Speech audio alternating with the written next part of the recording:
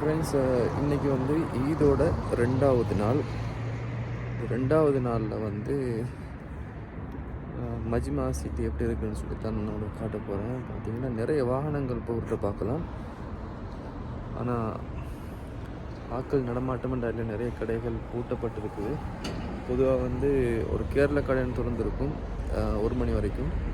ஆனால் இன்றைக்கி அந்த கடையும் வந்து பூட்டப்பட்டிருக்குது ஈத் செலிப்ரேஷன்றதுனால.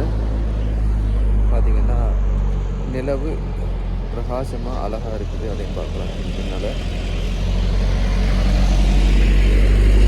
நிறைய வாகனங்கள் போகிறதும் பாரதும் பார்க்கக்கூடியதாக இருக்குது நினைக்கிறேன். பொதுவாக சவுதி அரேபியாவில் வாகனங்களில் பயணிக்கிறது தான் அதிகமாக இருக்கும் லீவு நாட்களில்.